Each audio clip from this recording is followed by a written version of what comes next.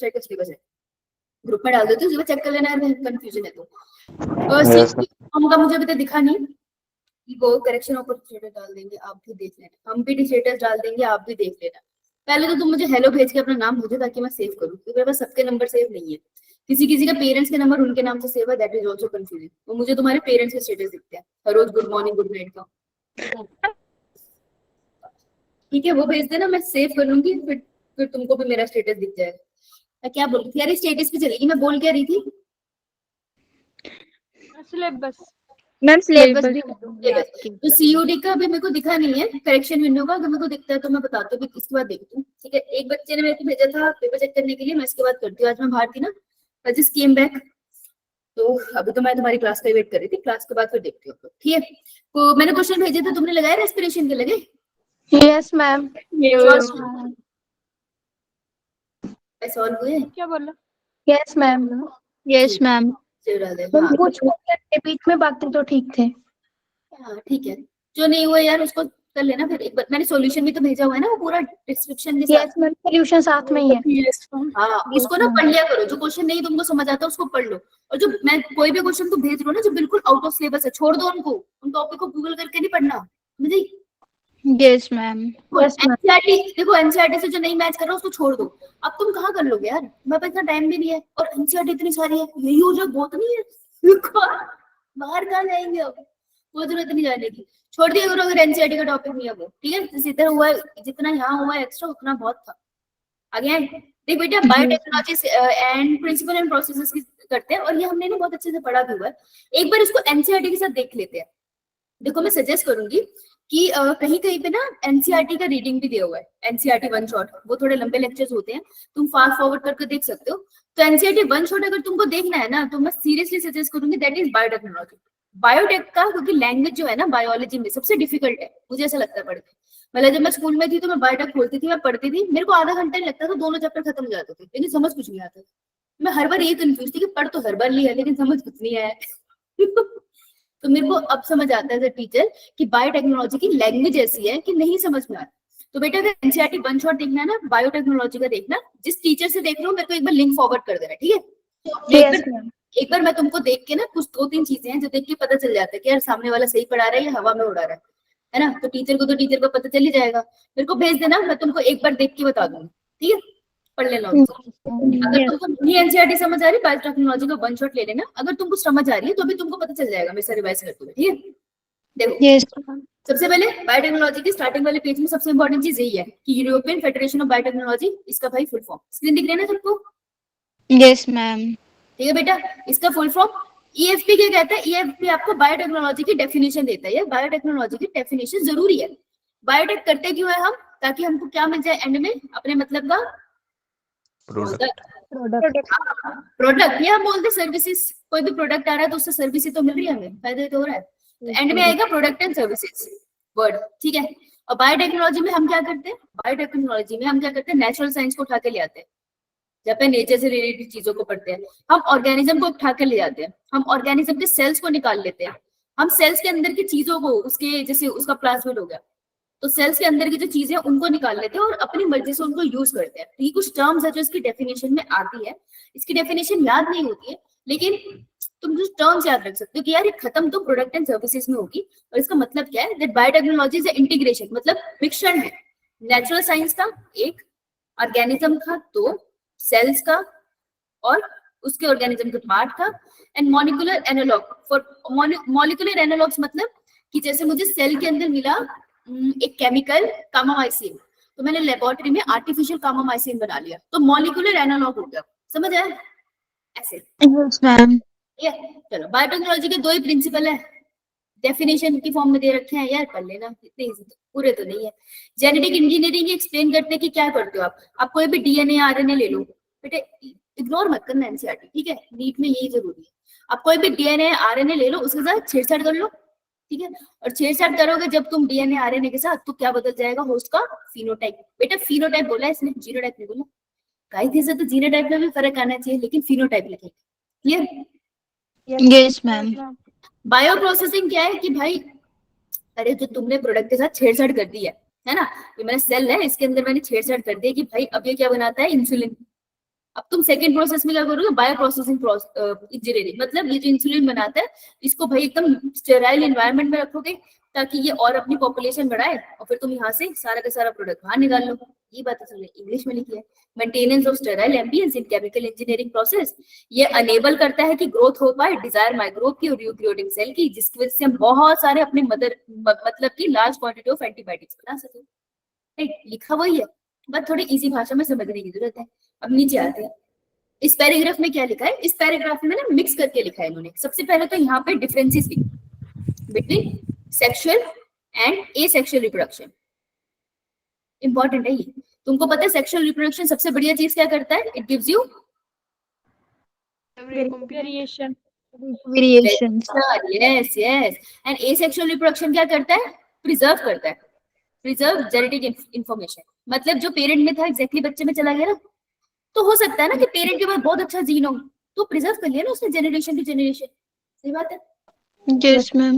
यही इसका फायदा है और यही इनके ड्रॉबैक्स है, इसको ऐसे याद रख लेना। ठीक है, यही बात ध्यान रखी है। अभी क्या बोल रहे हैं, जेनेटिक इंजीनियरिंग में कुछ टर्म बोल रहे हैं। रिकॉम्बिनेंट डीएनए का मतलब है एक तो डीएनए है, उसके अंदर तुमने अपना किसी और से निकाल के जीन ऑफ इंटरेस्ट डाल दिया है, तो इस डीएनए को मैं बोल दूंगी रिकॉम्बिनेंट डीएनए। जीन क्लोनिंग का मतलब है कि ये जो मैंने बनाया ना रिकॉम्बिनेंट डीएनए, इसको मैंने डाल दिया इकोलाई के अंदर। बेटा समझ आ रहा है क्या बोल रही हूँ मैं? Yes, ma'am. Yes ma'am. इसको डाल दिया मैंने इकोलाई के अंदर, ये पकड़ते हैं उसको, ये बना दे गुलू है, जीन ऑफ इंटरेस्ट के साथ डाल दिया। अब कुछ नहीं, इसने इसको जब इसमें मैंने छोड़ दिया ना भाई, इसने अपनी बहुत सारी पॉपुलेशन बढ़ा ली, जीन ऑफ इंटरेस्ट सब में चला गया ना। तो देखो जीन ऑफ इंटरेस्ट की बहुत सारी कॉपीज बन गई, तो मैं इसको बोल दूंगी जीन क्लोनिंग।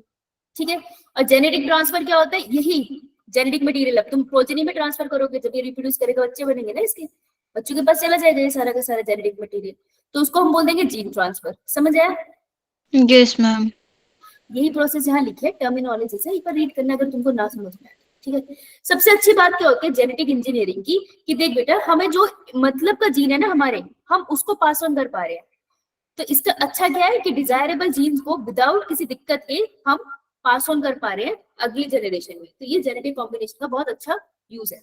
अब ये क्या कहते हैं, अगर आपको कोई भी वेक्टर है, ये थोड़ा आगे चलते हैं, ये ना दोबारा ऊपर आऊंगी, ठीक है, मुझे बता देना इसमें वापस आना है। Okay, yes ma'am. पहले नीचे समझाती हूँ सिंपल भाषा में। ये मिला आपको पैराग्राफ, देखना मिला 3 बेसिक स्टेप्स। Yes ma'am. ठीक है, जेनेटिकली मॉडिफाइंग एन ऑर्गेनिज्म, मतलब ये क्या कह रहे हैं, जेनेटिकली मॉडिफाइड ऑर्गेनिज्म तुमको बनाना है, which is also known as GMO, है ना। जीएमओ बनाना है तो तुमको क्या क्या चाहिए, पहले तो identification of DNA with desire gene. पहले तो वो डीएनए ढूंढो जिसमें डिजायर जीन है, मतलब मान लो 1 लाख प्लांट्स है, उसमें से फाइनली तुमको एक प्लांट ढूंढना है जो रेजिस्टेंट है किसी इंसेक्ट के। ठीक है, तो मुझको ये प्लांट मिल गया जो रेजिस्टेंट है इंसेक्ट के, तो मैंने ये वाला जीन ढूंढ लिया कि यार इसका ये वाला जीन ना इंसेक्ट के रेजिस्टेंस है, पेस्ट रेजिस्टेंस है, तो मेरे को अपना जीन ढूंढना है, desirable gene. Introduction of the identified DNA into the host. अब जो तुमने जीन ढूंढा है ना, पहले ये जीन अलग निकालोगे, इसको मैं बोलूंगी जीन ऑफ इंटरेस्ट, फिर इसको क्या करोगे, तुम किसी होस्ट में डालोगे, ठीक है, और इसको बड़ा करोगे, इसका बहुत सारा पॉपुलेशन बढ़ाओगे। Maintenance of introduced DNA in the host and transfer of the DNA to its progeny. अब जब तुमने होस्ट में डाला है ना ये जीन ऑफ इंटरेस्ट, उसके जेनेटिक मटेरियल में डाल दो तुम, ये उसके जेनेटिक मटेरियल से कंबाइन हो गया। ठीक है, अब तुम मेक श्योर करोगे लेबोरेटरी में कि कंडीशन बनी हुई है इतनी अच्छी कि ये जो तुम्हारा होस्ट है ना, ये अपनी पॉपुलेशन को बड़ा करे और तुम्हारा जीन ऑफ इंटरेस्ट की बहुत सारी कॉपीज बन पाए। समझ आया? यो मैम। ये 3 स्टेप्स है बेटा, तीनों के तीनों स्टेप इंपॉर्टेंट है। हाँ बेटा बोल, किसने कुछ कहा? No, ma'am. ठीक है बेटा, tools of recombinant DNA technology, ये करूंगी ना फिर ऊपर का पैराग्राफ रखो बेटा, क्या क्या यूज होता है। अरे यार जीन ऑफ इंटरेस्ट है, अगर बैक्टीरिया हो गया, उसके बाद जीन ऑफ इंटरेस्ट हो गया, तो पहली चीज तो ये करोगे ना, इसको काट के बाहर निकालना। Yes ma'am. Yo, ma'am. काटने के लिए अपने पास क्या होती है, Restriction. Restriction enzyme. Restriction enzyme, जैसे मॉलिक्यूलर सिस्टम सीजर्स में बोलते हैं। अपन क्या यूज करते हैं, रिस्ट्रिक्शन एंडोन्यूक्लियस, अंदर वाले यूज करते हैं, है ना। तो ये एंडो मतलब अंदर वाला। देखो तो बेसिकली होते क्या है, these are the nucleases. Nucleases क्या होते हैं, वो एंजाइम्स होते हैं जो किसको काटते हैं, कट जेनेटिक मटेरियल। हाँ, सिर्फ डीएनए नहीं बेटा, आरएनए भी कट लगाते हैं। तो कट द जेनेटिक मटेरियल वो न्यूक्लियसेस होते हैं बेटा। जो डीएनए या आरएनए बाहर की तरफ कट लगा दे, ये डीएनए को मैं सीधा करके लिख दूं, है ना, जो बाहर की तरफ को कट लगाते हैं उनको अपन क्या बोलते हैं, Exonuclease. Restriction Exonuclease. exonuclease. बेटे जो अंदर की तरफ कट लगाते हैं उनको क्या बोलते हैं? Endo. एंडोन्यूक्लियस। शाबाश, ठीक है। अब कह रहे एक्सोन्यूक्लियस एंगोन्यूक्लियस में कट लगा रहे हो, उसको पता भी तो होना चाहिए ना कहाँ पे काटना है। मैं तुमको इतनी बड़े रिबन खोल दूं, तुमको पता होता है ना रिबन कहाँ से काटना है, कितने में तुम्हारी चोटी बनेगी। तो इनको कैसे पता चलता है? ये रिकॉग्निशन साइज को पहचानते हैं। कोई पर्टिकुलर न्यूक्लियोटाइड की सीक्वेंस है जिसको ये पहचानते हैं, उधर कट लगाएंगे। मतलब इसको पता है AATTGC, इसको पता है कि AATTGC जहां पर ये पूरी सीक्वेंस आ रही है ना, वहां पे मैंने T और T के बीच में कट लगाया, ठीक है। कोने से थोड़ा अंदर को कट लगाएंगे, ठीक है। तो उसको कैसे पता चलता है? ये आएगा लेट्स से एक्सोन्यूक्लियस आया, तो एक्सोन्यूक्लियस यहाँ पे खड़ा होगा, फिर ये पूरा यहाँ पे एकदम से स्लाइड करेगा, फिर उसको मिल जाएगी कि हाँ यार यही मेरी सीक्वेंस है, फिर जाके ये टीटी के ऊपर कट लगाएगा। समझ आई? यो मैम। तो स्लाइड करता है ये पूरा पूरा रीड करता है, उसके पास एक पोजीशन पे कट लगाता है। अदरवाइज टीटी तो डीएनए में बहुत जगह होंगे ना, हर जगह थोड़ी काटेगा, पहले देख लेगा ये सीक्वेंस है या नहीं, पहले पूरा स्लाइड करेगा तो पीछे आएगा, टीटी के बीच में से कट लगा देगा। तो ये होती है रिकॉग्निशन साइट्स, ठीक है। रिकॉग्निशन सीक्वेंसेस जो होती है वो पैलिंड्रोमिक होती है। पैलिंड्रोमिक का मतलब है कि मैं लेफ्ट से पढ़ूं जैसे 5' to 3', या फिर मैं पढ़ूं 3' to 5', सेम रीड करोगे तुम उसको, ठीक है। उनको कहते हैं हम पैलिंड्रोमिक सीक्वेंस। जैसे हम वर्ड बोलते हैं ना मलयालम, अरे अरे हाँ, जैसे कहाँ गया मलयालम, अरे लिखा तो था यहाँ पे बाबलो, कहाँ गया मेरी फिर टोकरा, जो मलयालम MAL, अगर मैं ये मलयालम समझ नहीं आती, मलयालम लोग जब बोलते हैं बहुत डिफिकल्ट लैंग्वेज लगती है मुझे।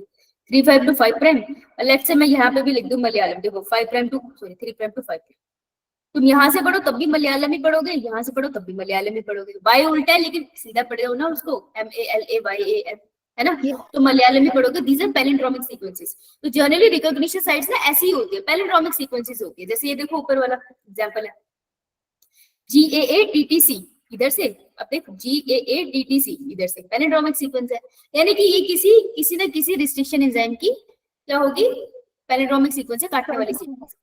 हाँ राइट। अब यहाँ पे ना इस पैराग्राफ में 2-3 चीजें इंपॉर्टेंट लिखी है। सबसे पहले चीज इन्होंने बोला कि जो सबसे पहला आपने निकाला था रिस्ट्रिक्शन एंजाइम, वो 1963 में निकाला था। मैं ये लाइन ध्यान से पढ़ लूं, ठीक है, मैं इसे इरेज कर रही हूँ, तुमने अंडरलाइन कर लिया ना? Yes, ma'am. ध्यान से सुनना। इन द ईयर 1963 की बात हुई है, ठीक है। 1964 में मेरी मम्मी पैदा हुई थी, कल बर्थडे है, परसों बर्थडे है उनका, तो अपन याद रखेंगे, ओके। तो 1963 में द 2 एंजाइम्स, बेटा 2 एंजाइम्स बोल रहा है वो, 2 लिखो पर, responsible for restricting the growth of bacteriophage in Escherichia coli. क्या कह रहा है? हाँ, और पास आ जा, स्क्रीन से बाहर निकल के आ जा भाई, हटा रही हूँ मैं ये, है ना, कुछ जगह चाहिए। ये कह रहे हैं 1963 में क्या हुआ था कि बैक्टीरियोफेज जो बैक्टीरिया को इन्फेक्ट करता है, इट्स अ वायरस ना। Yes, ma'am. ये मेरा इशूरेशिया कोलाई है। 2 enzyme responsible for restricting the growth of bacteriophage, मतलब बैक्टीरियोफेज ने अपना डीएनए भेजा अंदर। क्या डीएनए होता है, आरएनए होता है? RNA RNA. डीएनए होता है, डबल स्ट्रैंडेड होता है। आरएनए वायरसेस के पास कौन सा होता है? प्लांट इन्फेक्शन करने वालों में होता है ना। वायरस वाला चैप्टर भूल जा। देख, इसने भेजा डीएनए, लेकिन ये डीएनए ना आगे ग्रो नहीं कर पाया, काट दिया गया इसको सेल के अंदर, काट दिया तो थोड़ी कुछ कर पाएगा। इसकी बात कर रहा है ये। तो 2 एंजाइम्स, ये कह रहे हैं इनको काटने के लिए ना 2 एंजाइम रिस्पॉन्सिबल थे। इन 2 एंजाइम्स की बात कर रहे हैं, एंजाइम 1, एंजाइम, ध्यान से देखेंगे। The 2 enzymes responsible for restricting the growth of bacteriophage in Escherichia coli were isolated. ये 2 एंजाइम को साइंटिस्ट ने आइसोलेट कर लिया, बाहर निकालो उसको, बैक्टीरिया को, वायरस को ग्रो करने से कैसे रोका इन्होंने। One of these added methyl group to DNA. इन्होंने कहा one of these क्या करता है, ये डीएनए है बैक्टीरियोफेज का अपना, तो इनमें से एक एंजाइम है, लेट्स से एंजाइम नंबर 1, ये क्या करता है, होस्ट के डीएनए पे मिथाइल ग्रुप लगा देता है। अगर होस्ट के डीएनए पे मिथाइल ग्रुप लगाओ ना, तो कभी भी रिस्ट्रिक्शन एंजाइम पे कट नहीं लगाएगा। तो इस वाले ने मिथाइल ग्रुप लगा दिया ना, तो दूसरा वाला इस पे कभी कट नहीं लगाएगा। इसलिए अगर मैं इकोलाई हूं ना और मेरी बॉडी में रिस्ट्रिक्शन एंडोन्यूक्लियस है, लेकिन वो मेरे डीएनए को नहीं काटते, क्यों? क्योंकि एक एंजाइम ने मेरे डीएनए के ऊपर मिथाइल ग्रुप लगा रखे हैं। मिथाइल ग्रुप होता तो ये काट नहीं पाता। ये बात समझ आई? Yes, ma'am. So one of these, या गिनती लिखो, one of these added methyl group to the DNA। एक ने तो मिथाइल ग्रुप लगाया और दूसरे ने क्या कर दिया, होस्ट के जेनेटिक मटेरियल को कट कर दिया। तो ये जिसने कट किया था ना वो था रिस्ट्रिक्शन एंडोन्यूक्लियस, और सबसे पहले जो हमने बाहर निकाला था वो हिंड 2 था। तो तुमको याद, देखो 2 निकाले थे ना उन्होंने, तो एक पहला निकाला था, एक दूसरा निकाला था। जो दूसरा निकाला था वो रिस्ट्रिक्शन एंडोन्यूक्लियस था, जो पहला वाला निकाला था वो क्या कर रहा था, स्टाइल मिथाइल ग्रुप ऐड कर रहा था किसके डीएनए पे, इकोलाई। हाँ इकोलाई के डीएनए में। शाबाश, समझ आया। वेरी इंपॉर्टेंट पैराग्राफ और वेरी मिसलीडिंग पैराग्राफ। पॉइंट लगाओ इस पे। हाँ बेटा बोल। मैम ये पहली वाली लाइन फिर से समझा दो। कौन सी वाली बेटा? 2 एंजाइम्स। मेरे से कुट खा लेगी तू। कहाँ थी? मैम मैं यही थी, ये तो समझ आया जो आपने समझाया, पर ये थोड़ा क्रिटिकल हो गया। कौन, कहाँ से समझ नहीं आया? जल्दी बता, कहाँ से समझ नहीं आया? 2 एंजाइम्स यहाँ से। अबे यही तो था स्टार्टिंग से, मार खाएगी। एक और बार बता रही हूँ, इसके बाद ना फिर रुक जियो क्लास के बाद, ठीक है? फिर बता दूंगी, कोई बात नहीं, ध्यान से सुन। देख बेटा, ये इकोलाई है, मस्त चमत्कार हुआ है, लेबोरेटरी में देख रहे हैं हम, ठीक है? तो ये वायरस है ना, वायरस जो इकोलाई पे लगता है उसको बैक्टीरियोफेज कहते हैं, नहीं? तो बैक्टीरियोफेज ने अपना डीएनए अंदर भेजा, कायदे से इसके डीएनए को होस्ट के डीएनए के साथ मिल जाना चाहिए था और अपनी प्रोजेनी बनानी चाहिए थी। पर हमने देखा कि जो वायरस का डीएनए है वो छोटे छोटे टुकड़ों में टूट गया, है ना? छोटे छोटे टुकड़ों में टूट गया तो वो क्या हो गया, इनएक्टिव, है ना? तो साइंटिस्ट को लगा कि इनएक्टिव कैसे हुआ, तो 1963 में साइंटिस्ट ने ना 2 एंजाइम एक्सट्रैक्ट करे। तो ये रहा पहला एंजाइम, इसको बोलेंगे एंजाइम 1 A, ठीक है? और ये रहा दूसरा एंजाइम, इसको बोलेंगे एंजाइम B। इतना समझ आया देखो? Yes ma'am. ठीक है? तो साइंटिस्ट ने देखा कि जो ए एंजाइम है ना वो पता क्या करता है, तो जो बैक्टीरिया का, ध्यान से सुनना, जो बैक्टीरिया का डीएनए है ना उसके ऊपर जाके मिथाइल ग्रुप लगा देता है। भाई मिथाइल ग्रुप क्यों लगाता है? अगर बैक्टीरिया के डीएनए पे मिथाइल ग्रुप लग गया ना तो उसको कोई आके काट नहीं सकता। इट इज लाइक कि अगर तुम्हें कोई भी चद्दर काटनी है ना, तुम उस चद्दर के ऊपर मिथाइल ग्रुप लगा दो, फिर तुम चद्दर को काट ही नहीं सकते, कैंची काम ही नहीं करती। तो एक एंजाइम तो मिथाइल ग्रुप लगाता है और दूसरा एंजाइम क्या करता है कि बाहर से कोई भी डीएनए आता है ना उसको काट देता है। तो उन्होंने कहा ये जो सेकंड वाला एंजाइम है ना, ग्रीन वाला जो मैंने बनाया सेकंड वाला, this is N restriction endonuclease, क्योंकि ये कट लगाता है, दिस इज अ सीजर। और पहले वाले एंजाइम ने क्या करा था, methyl group add. Methyl group add किया था। मिथाइल ग्रुप किस पे ऐड किया था, बैक्टीरियोफाज के डीएनए पे या फिर होस्ट के? मैम बैक्टीरियोफाज के डीएनए पे या फिर होस्ट के डीएनए पे? Bacteriophage DNA. बेटा बैक्टीरियोफाज है ना, वो वायरस है जो इन्फेक्शन कर रहा है, दिस इज बैक्टीरियोफाज का डीएनए। और वो है होस्ट का डीएनए, किस पे लगा है, होस्ट का डीएनए। होस्ट के डीएनए पे लगा है, बैक्टीरियोफाज पे नहीं। इसको याद रखना, ठीक है? अभी जो मॉलिक्यूलर सीजर पहली एक्सट्रैक्ट हुई थी वो था हिंड 2 और ये एंडोन्यूक्लियस है। याद रखना 2 चीजें, इसकी जो पैलिंड्रोमिक सीक्वेंस है मलयालम वाली जैसी, वो होती है 6 बेस पेयर से बनी होती है। मैंने तुम्हें नोट्स में सीक्वेंस भी लिखवाई है ना? अब इन्होंने कहा जो डेटा है वो याद करना कि हिंड 2 तो ठीक है, उसके बाद अब तक तुम्हारे पास कितने हैं, तो ये तुमको नीट के पीवाईक्यू में मिल जाएगा क्वेश्चन कि अब तक हम लोग कितने रिस्ट्रिक्शन एंजाइम निकाल चुके हैं, 900। देखो एक बैक्टीरिया के अंदर ना बहुत सारे रिस्ट्रिक्शन एंजाइम हो सकते हैं, तो हम 900 निकाल चुके हैं। रिस्ट्रिक्शन एंजाइम का नंबर आता है, लेकिन कितने बैक्टीरिया से निकाला है, ओवर 200 स्ट्रेन। स्ट्रेन का मतलब होता है जेनेटिक मटेरियल, ठीक है? तो लगभग 230 बैक्टीरिया में से 900 निकाल चुके हैं हम, समझ आई? इसलिए कंफ्यूज मत होना, and very important, data important है। नीचे आते हैं, अभी नेमिंग की बात कर रहा है बेटा। नेम इजी है, ज्यादा मुश्किल नहीं है, ध्यान से पढ़ोगे तो हो जाएगा, लेकिन नेमिंग पढ़ लेना यार, आ जाता है आ जाता है। तो क्या बोल रहे हैं कि हमने नेमिंग किस तरीके से करी है, तो लेट्स से हमारे पास है इको R1, तो इको R1 में E stands for this is an enzyme which is obtain from Escherichia coli, ठीक है? इशेरिशिया कोलाई के स्ट्रेन से आपने निकाला है R/13 वाले स्ट्रेन से।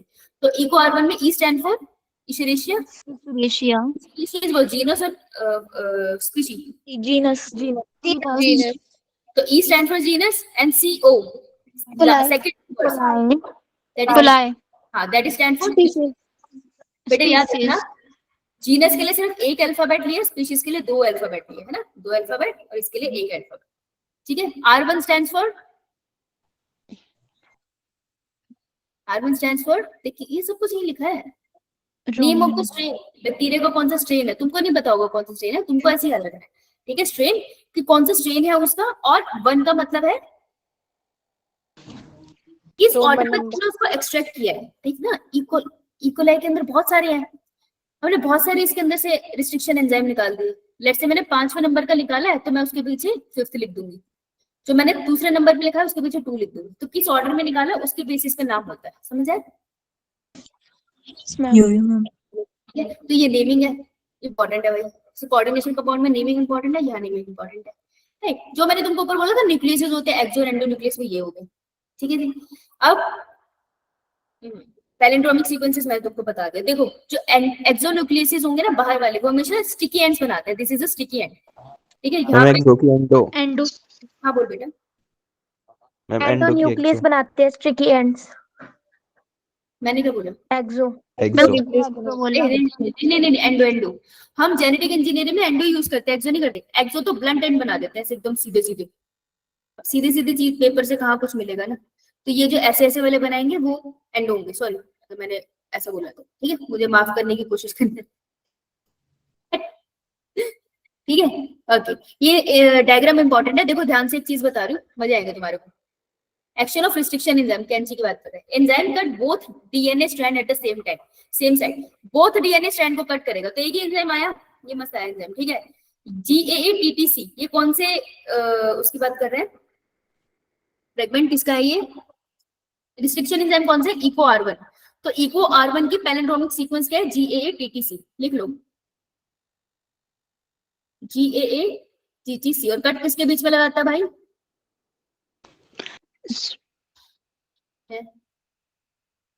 किसके बीच में कट लगाता है, GA के बीच में। हाँ GA के बीच में, ठीक है, याद रखिए।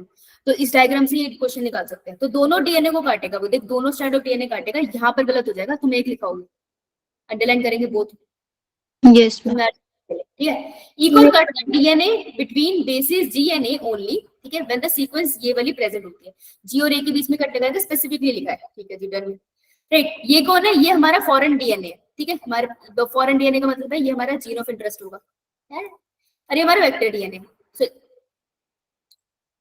फॉरेन डीएनए का मतलब इसके ऊपर मेरे को चिपकाना है, ये हमारा वेक्टर डीएनए जो कैरी करके लेके जाएगा इन्फॉर्मेशन, ठीक है। तुमने कट लगा दिया, स्टिकी एंड बन गए, इन एंड्स को ज्वाइन करने में मदद कौन करेगा, ligase enzyme.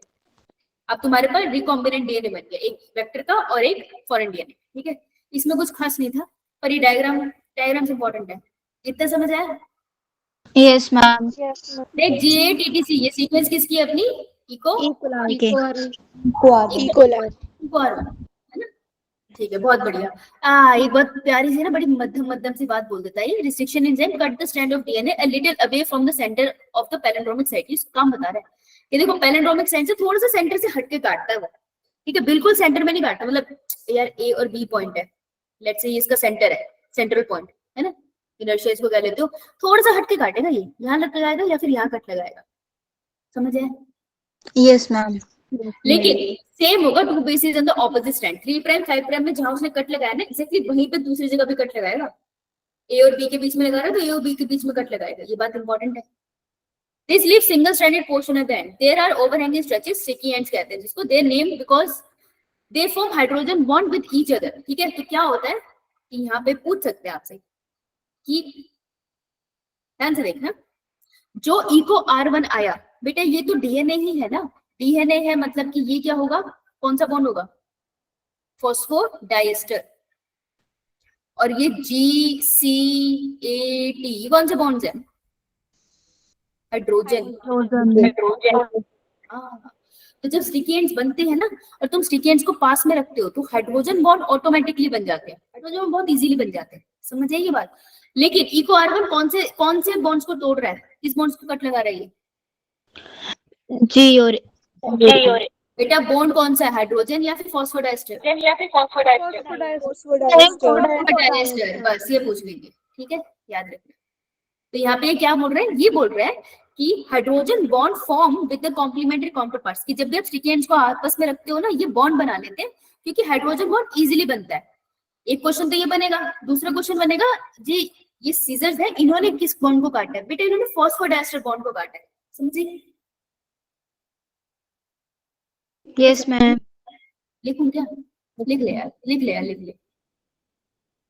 Cut phosphodiester bond, तो हाइड्रोजन बॉन्ड अपने आप से वीक होके खुल जाता है, ठीक है। और जब हम बोलते हैं लाइगेज की बात करते हैं, एंजाइम जो मदद करता है वो क्या करता है, join hydrogen bond.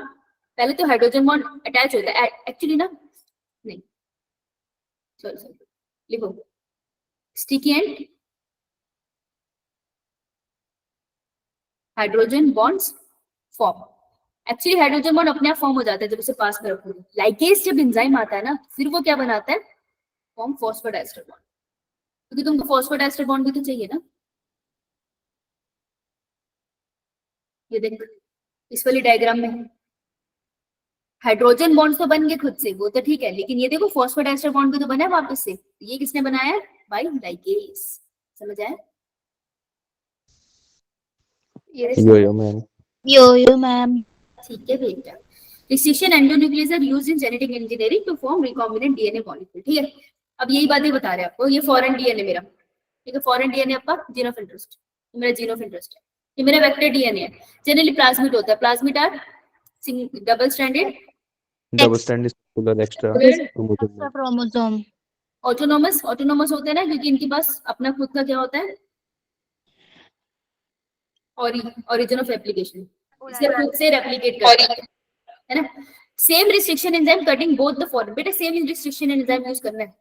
Eco R1 अगर यहाँ यूज करना है तो इको R1 यहाँ भी यूज करना है, समझ आई? सेम रिस्ट्रिक्शन एंजाइम को कट करो, ठीक है। उसके बाद ये देखो कट बन गई, अब इन कट्स को जोड़ दिया जाएगा with the help of ligase, ठीक है, लाइगेज ने जोड़ दिया। अब ये मेरा बन गया रिकॉम्बिनेंट डीएनए। रिकॉम्बिनेंट डीएनए को बैक्टीरिया के अंदर डालना है, the process is known as transformation. ये क्वेश्चन आया था, ठीक है। तो ट्रांसफॉर्मेशन तुमको याद है ना, बैक्टीरिया के अंदर एक तरीके से जेनेटिक मटेरियल ही होता है। फिर तुम बैक्टीरिया को रखा ना और उसके मीडियम में तुमने जेनेटिक मटेरियल डाल दिया, बैक्टीरिया इसको खुद ही ले लेता है, उसको खुद ही बुला लेता है, तो नया जेनेटिक मटेरियल है, दैट इज रिप्रोडक्शन बैक्टीरिया में, राइट। ट्रांसफॉर्मेशन होती है ये, समझ आए? Yes, तो ma'am. आपको डिवाइड करता जाएगा और बहुत सारे होस्ट सेल बनाएगा और सबके पास जीन ऑफ इंटरेस्ट चला जाएगा। Clear? Ma'am Yes, ligase phosphodiester form करता है। हाँ बेटा, ligase mainly form phosphodiester bond. Done? Yes, ma'am. Hydrogen bond का क्या है ना, तुम पास पास लाओगे ना तो ऑटोमेटिकली अपने आप बन ही जाता है, वो इजीली बन जाता है। लाइगेज जरूरी चाहिए होता है। हाँ देखो यहाँ लिखा है कि अगर तुमने एक ही वेक्टर से नहीं काटा, अगर तुमने एक ही रिस्ट्रिक्शन एंजाइम से नहीं काटा ना वेक्टर और फॉरेन डीएनए को, तो फिर आपका नया रिकॉम्बिनेंट नहीं बनेगा। तो एक ही वेक्टर यूज करना है, लिखा है, ठीक है। ये मेरे आगे बैक्टीरिया ने बहुत सारे कॉलोनीज बना ली, ये मेरे आगे जीन ऑफ इंटरेस्ट, बहुत बढ़िया। मैंने ये करना जीन ऑफ इंटरेस्ट को बाहर काट लिया, रख लिया। अब मैं क्या चाहती हूँ, उसकी बहुत सारी कॉपी बनाना चाहती हूँ। अगर तुमको उसको कॉपी बनानी है तो तुमको क्या करना पड़ेगा, ये जीन ऑफ इंटरेस्ट को सबसे पहले, अगर मुझे इसकी कॉपी बनानी है तो मैं किस में डालूंगी, पीसीआर, PCR. चेन रिएक्शन, ठीक है। अब मैंने पीसीआर में डाल दिया, बहुत सारी कॉपीज बनती, मैंने उसके बाद होस्ट सेल में डाला, इसकी प्रोडक्शन को बढ़ा लिया। अब मेरे को क्या करना है, जीन ऑफ इंटरेस्ट को अलग करना है, ये डीएनए फ्रेगमेंट को अलग करना है। तो अगर मुझे डीएनए फ्रेगमेंट्स को अलग करना होता है on the basis of size, तो मैं कौन सा टेक्निक यूज करती हूँ, जेल इलेक्ट्रोफोरेसिस। पता है ना, स्टैंडर्ड क्वेश्चन है जेल इलेक्ट्रोफोरेसिस से। सबसे पहले कौन सी जेल यूज होती है, एग्रोज। Rosen. ठीक है। तो कुछ नहीं, स्लैब लिया मैंने, इसमें डाल दिया मैंने एग्रोज जेल। डीएनए किस साइन का होता है, positive negative, Negative. Negative. Negative. DNA मेरा हो गया नेगेटिव, ठीक है। अब इनमें बेल्स बनी होती है, ये इन बेल्स में मैं डाल दूंगी। अब मेरे को बताओ मैं डीएनए की तरफ कौन सा लगाऊंगी, कैथोड या एनोड, डीएनए की तरफ क्या लगाऊं, positive charge negative charge, negative. Negative charge. Negative, positive दूर ताकि पॉजिटिव की तरफ मूव करे। पॉजिटिव को क्या कहते हैं बेटा, Anode. एनोड। नेगेटिव को, कैथोड। सही लिखा ये पक्का, यस मैम। Yes, ma'am. ठीक है। अब मैं क्या करूंगी, इलेक्ट्रिसिटी पास करूंगी तो फ्रेगमेंट्स मूव करेंगे, साइज के अकॉर्डिंग सेपरेट हो जाएंगे। ये मेरे को पता है ना, जीन ऑफ इंटरेस्ट का साइज इतना है, मैं देख लूंगी। यहाँ पर हम ऐसे स्ट्रिप लगाते हैं, सामने रख के देखते हैं, ऐसे लेंगे जेल इलेक्ट्रोफोरेसिस का और इसके सामने स्ट्रिप लगा देंगे कि भाई साइज वही है या नहीं। ये इस साइज का चाहिए था, इस साइज पे आ गया। देखो मेरे साइज का डीएनए मेरे को यहाँ मिल गया, मिल गया ना जीनोफिल, ये सारे के सारे मेरे मतलब के फ्रेगमेंट्स, ये निकाल लूंगी मैं फिर। ठीक है, तो फ्रेगमेंट्स आपने ऐसे लाइन पे लगा दिए। ठीक है, अब मेरे को इसको बाहर निकालना है, तो मैं इसको उखाड़ के निकालूंगी। जेल को उखाड़ के निकालते हैं तो process is known as Illusion. Elution. Yes, elution. ठीक है, लेकिन मुझे तो ये दिखेंगे नहीं फ्रेगमेंट्स, तो मेरे को देखने के लिए क्या करना पड़ेगा पहले? Ethidium bromide. सबसे पहले जब मैं डीएनए बना रही थी तभी मैंने इथिडियम ब्रोमाइड से ट्रीट किया था। ठीक है, इथिडियम ब्रोमाइड से मुझे तब भी नहीं दिखेगा, मुझे तब तक नहीं दिखेगा जब तक मैं इसमें क्या नहीं डालूं, UV यूवी light, रे। UV light। कौन से कलर के बैंड दिखेंगे मुझे? ऑरेंज orange, कलर के, Orange. ब्राइट ऑरेंज कलर के। ऑरेंज कलर के। अब मैं Orange. उखाड़ के बाहर निकाल दूंगी, which is known as illusion.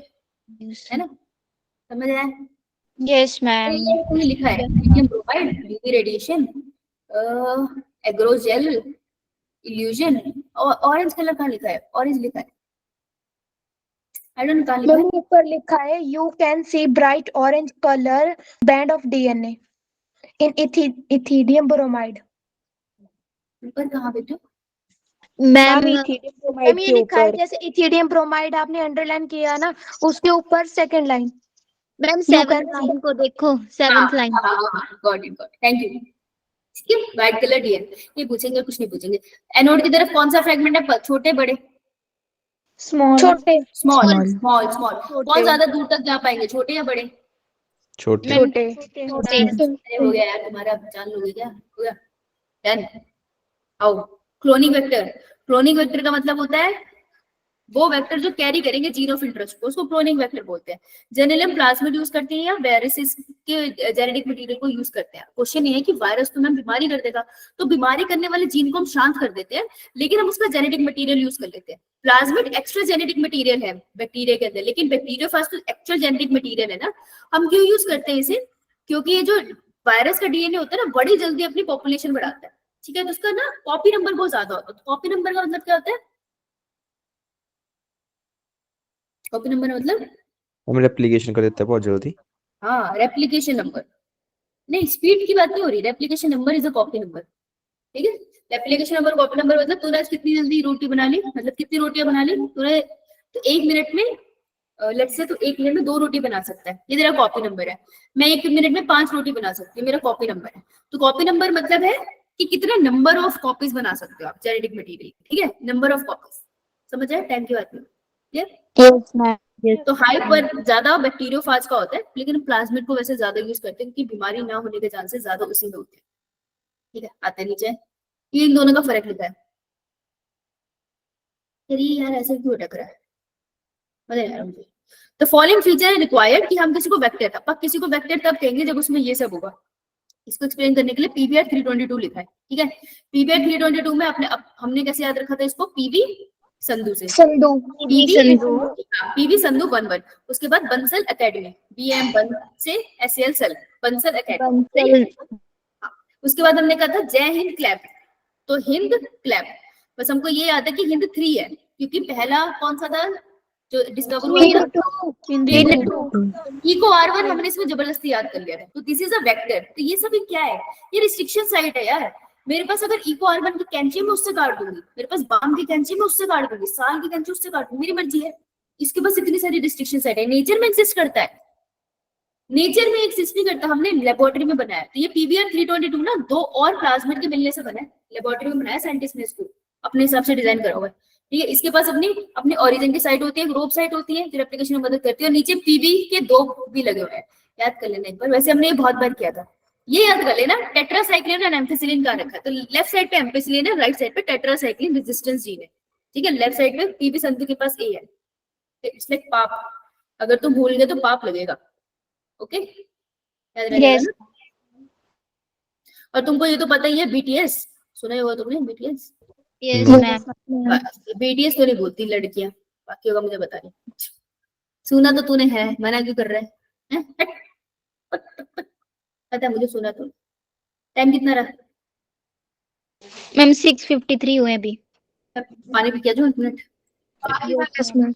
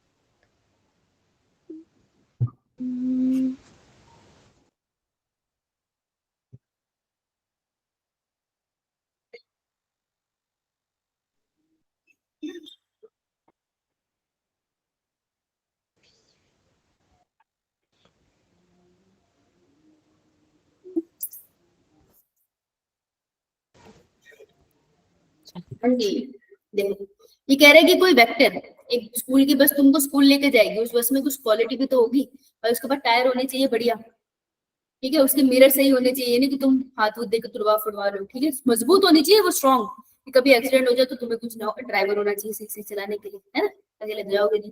वैसे ही वेक्टर के पास भी कुछ क्वालिटी होनी चाहिए। सबसे पहले भाई वेक्टर क्या है? वेक्टर वो है कि जो जीन ऑफ इंटरेस्ट को ना कैरी करता है, दिस इज अ वेक्टर जो जीन ऑफ इंटरेस्ट को कैरी कर रहा है। इको लाइन को अगर मैं डायरेक्टली देखो, अगर मैं ऐसे भी तो कर सकती हूँ ना कि मैंने निकाला भाई जीन ऑफ इंटरेस्ट मैंने निकाल लिया, है ना, अब इसको मैंने क्या किया, एक ऐसे मीडियम में डाल दिया जहां पर ऑलरेडी बैक्टीरिया पड़े हैं। यार बैक्टीरिया अकेले जीन ऑफ इंटरेस्ट को नहीं लेंगे, और अगर लेंगे ना तो देयर इज अ पॉसिबिलिटी इसको तोड़ देंगे, और अगर ले भी लेंगे तो ऐसे थोड़ी इसको रेप्लिकेट करेंगे, सेल में कहीं कोने में पड़ा रहेगा। तो क्या करते हैं हम, इसको जीन ऑफ इंटरेस्ट को गले लगा देते हैं हम किसी वेक्टर के साथ। अब वेक्टर क्या करता है, वो मेन होस्ट के डीएनए के ऊपर डिपेंडेंट ही नहीं है। वेक्टर जब इसके उसको बस इसके अंदर जाना है, इसके अंदर, जैसे कि बैक्टीरिया का क्या है ना, बैक्टीरिया वो छोटा बच्चा जो कुछ भी खा लेता है, मिट्टी में उठा के खा लेगा, बैक्टीरिया भी इसको ले लेता है, आजा भाई आजा। यहाँ पर जब ये चला जाता है ना बैक्टीरिया के अंदर, तो ये जो वेक्टर है ना, ये वेक्टर डिवाइड करता है, और वेक्टर के साथ साथ कौन डिवाइड कर जाएगा? जीन ऑफ हाँ, जीन ऑफ इंटरेस्ट। तो ये कह रहे हैं ये जो वेक्टर है ना, ये बड़ी इंपॉर्टेंट चीज है भाई, इसके बारे में पढ़ना है कि इसमें क्या क्या होना चाहिए। पहले तो इसमें क्षमता होनी चाहिए कि ये डिवाइड हो सके, उसको कहते हैं origin of replication. Origin of replication एक सीक्वेंस ही है, एटीजीसी, ये वाली सीक्वेंस ही है, ठीक है, जहां से रेप्लिकेशन स्टार्ट होती है। तो हमेशा रेप्लिकेशन किसी पॉइंट से स्टार्ट होती है ना, वो सीक्वेंस को हम कहते हैं ऑरिजिन ऑफ रेप्लिकेशन की सीक्वेंस, ये होनी चाहिए, ठीक है। दूसरी क्या होती है, इसके पास सिलेक्टेबल मार्कर होने चाहिए। सिलेक्टेबल मार्कर का मतलब है कि यहाँ पे देख रहे हो कितने सारे बैक्टीरिया, 1 2 और 3, सारे बैक्टीरिया ट्रांसपेरेंट है मेरी नन्ही मुन्नी आंखों के लिए। भाई मेरे को कैसे पता चलेगा मेरा जीन ऑफ इंटरेस्ट किस में गया है? मेरे को पहचानने के लिए कुछ तो चाहिए ना, तो उसके लिए स्पेशल जीन्स होते हैं जिन्हें हम कहते हैं सिलेक्टेबल मार्कर्स। तो भाई वेक्टर के ऊपर सिलेक्टेबल मार्कर होने चाहिए, मेरे जीन ऑफ इंटरेस्ट के ऊपर कुछ नहीं है। तो सिलेक्टेबल मार्कर मेरे को मदद करेंगे ये जानने में कि 2 वाले इक्वलाई के अंदर गया मेरा जीन ऑफ इंटरेस्ट, 1 और 2 में नहीं गया। सिलेक्टेबल मार्कर हम उसको कहते हैं। अभी सिलेक्टेबल मार्कर एक्सप्लेन करूंगी ना तो ज्यादा समझ आएगा। इतना समझ आया तुमको? ये मैम। ट्रांसफॉर्मेशन के बारे में जिक्र करा हुआ है, इसके ऊपर read कर लेना, ठीक है। तो सिलेक्टेबल मार्कर भी होने चाहिए उसको, इसके ऊपर। क्लोनिंग साइट्स, क्लोनिंग साइट्स का क्या मतलब है? In order to link the alien DNA, the vector need to have a very few, preferably single recognition site for the commonly used restriction enzyme. ठीक है, क्लोनिंग साइट, क्लोनिंग नंबर ऐसे बोलते हैं, clone कितना बनेगा। क्लोनिंग साइट का मतलब है कि ये जो मेरा वेक्टर है, इसके पास जगह भी तो होनी चाहिए ना, जहां पर जाके मेरा जीन ऑफ इंटरेस्ट लगेगा। तो मेरा Yes, gene ma'am. Of interest लगने की ये जो जगह है ना, ये जगह, इसको प्लेस को हम बोलते हैं क्लोनिंग साइट। समझे? Yes, ma'am. और ये कह रहे हैं कि हम प्रेफर तो यही करते हैं कि एक ही क्लोनिंग साइट हो, क्योंकि अगर मल्टीपल क्लोनिंग साइट है तो पता नहीं क्या बन जाएगा, हम रिस्क नहीं लेना चाहते। तो प्रेफरेबली, देखो लिखा है प्रेफरेबली सिंगल रिकॉग्निशन साइट होनी चाहिए, ठीक है, किसी कॉमनली यूज रिस्ट्रिक्शन एंजाइम के। More than 1 recognition site vector में होना तो बहुत सारे फ्रेगमेंट बन सकते हैं जो दिक्कत दे देंगे। समझे ये बात? Yes, ma'am. जो आपने सर्कल किया है उसके ऊपर, वहां पे दोनों की तरफ क्लोनिंग साइट्स होंगी। नहीं, अब तुम समझे नहीं, से मेरे को मजा नहीं आया बोल के, तो मेरे को मजा नहीं आया तो नहीं समझे तुम लोगों को, दोबारा बताना चाहिए। खुल जा माता, खुल जा। मैम, और सिलेक्टेबल मार्कर वो होता है जिसमें कि वो चेक करता है कि हमारा जीन ऑफ इंटरेस्ट किस बैक्टीरिया में है। यस, करेक्ट, ठीक है। मान ली ये एक बैक्टीरिया है, मान ली ये भी बैक्टीरिया है, ठीक है, ये बैक्टीरिया ए है, ये बैक्टीरिया बी है। इसके जेनेटिक मटेरियल में ना मेरे को स्पेशल जीन ऑफ इंटरेस्ट मिल गई, ये मेरा, मैं इस जीन में इंटरेस्टेड हूँ, ठीक है, तो ये मेरा जीन ऑफ इंटरेस्ट हो गया। दिख रहा है तुमको येलो कलर का जीन ऑफ, Yes, ma'am. ठीक है। और इस वाले वेक्टर के पास मुझे क्या मिलेगा, छोटू मोटू पड़े हुए प्लाज्मिड। मैंने जीन ऑफ इंटरेस्ट निकालना है तो मैं कैंची से कटवा दूं। Yes, ma'am. कैंची मैंने ले लिया है, इको R1, मुझे प्लाज्मिड के अंदर अगर डालना है तो भाई मुझे प्लाज्मिड में भी तो कट लगाना पड़ेगा ना प्लाज्मिड में कट। तो मैंने इको आर1 को प्लाज्मिड प्लाज्मिड को भी इको आर1 से काट दिया, निकाला कुछ नहीं इससे, तो फ्रेगमेंट है उसको मैंने फेंक दिया। ठीक है, मैंने बस इसके लिए जगह बनाई है। तो what is a cloning site? Cloning site का मतलब है कि काटने के लिए इको आर1 के लिए जो सीक्वेंस है ना वो बस एक ही जगह प्रेजेंट हो। तो पूरे प्लाज्मिड में इको आर1 की सीक्वेंस क्या थी?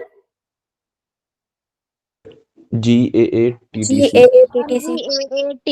टीटीसी है ना, तो ये सर्कल है मान ले। ठीक है, वो ये प्लाज्मिड को बना रही हूँ मैं, तो यहाँ पे GAATTC, GAATTC, ये बस एक ही बार आया है।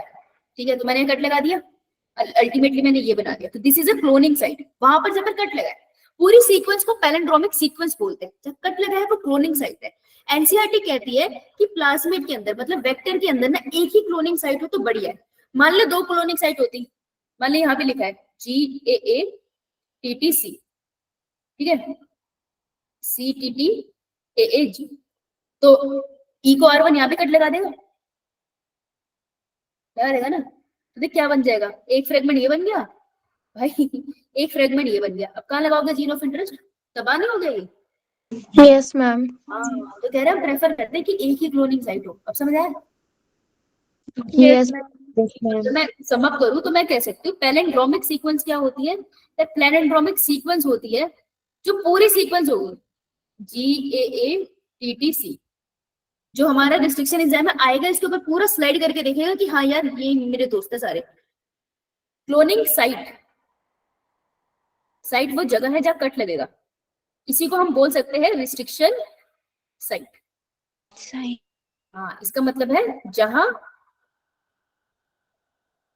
कट लगेगा। ठीक है, यस मैम। क्लियर?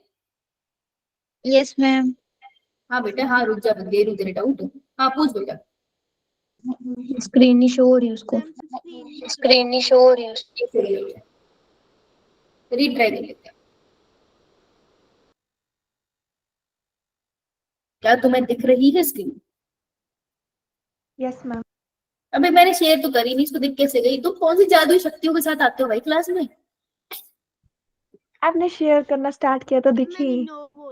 शेयर करना। ठीक है, अब इस लाइन को दोबारा पढ़ेंगे। क्लोनिंग साइट मतलब रिस्ट्रिक्शन साइट, मतलब जहां जब कट लगेगा। अब पढ़ते हैं इसको। In order to link the alien DNA मतलब gene of interest, gene of ma'am development आपकी into आवाज नहीं आ रही। मैम आपकी वॉइस ब्रेक हो रही है। मैम आपकी आवाज नहीं आ रही।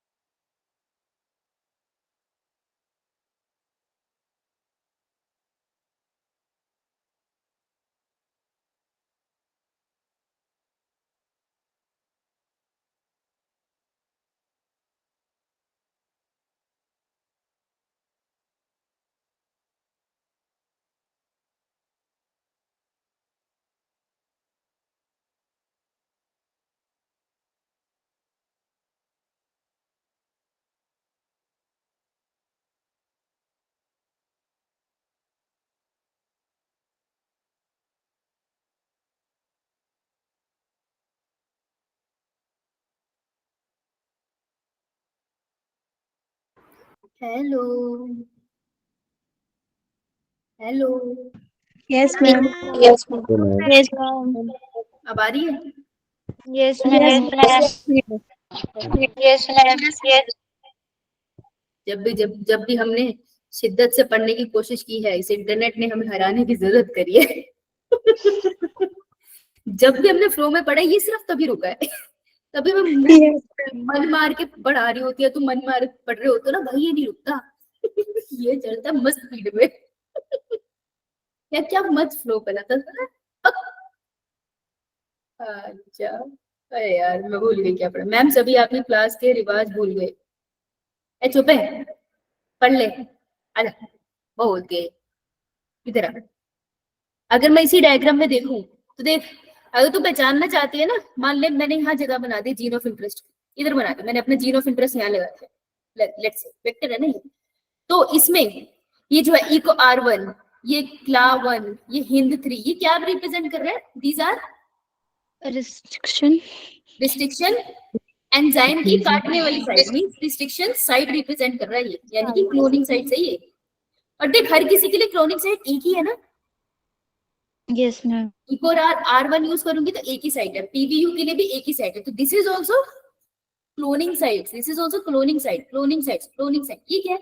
एम्पिसिलिन रेजिस्टेंस जीन और tetracycline resistance gene, these are selectable marker. Selectable markers. ये तुम्हें ये बताने में मदद करेंगे कि तुम्हारा जीन ऑफ इंटरेस्ट इस पर लगा है या नहीं। ठीक है, कैसे यूज करते हैं मैं भी सिखाऊंगी सिलेक्टेबल मार्कर से। ये बात समझे? जो है मैम. और देखो रिस्ट्रिक्शन साइट्स बहुत सारी जरूर है इस पे, लेकिन एक एंडोन्यूक्लियस के लिए सिर्फ एक है। तो यही बात क्या बोल रहा है, that preferably recognition sites for the commonly used क्या लिखा है, कहाँ से था? The vector needs to have very few, preferably single restriction recognition site होनी चाहिए। preferably एक कैंची के लिए एक ही साइट होनी चाहिए। presence of more than one recognition sites ना एक वेक्टर के अंदर प्रॉब्लम क्रिएट करती है। अगर मैं बहुत सारी इको R1 की साइट्स रखती तो वही टूट फूट जाता।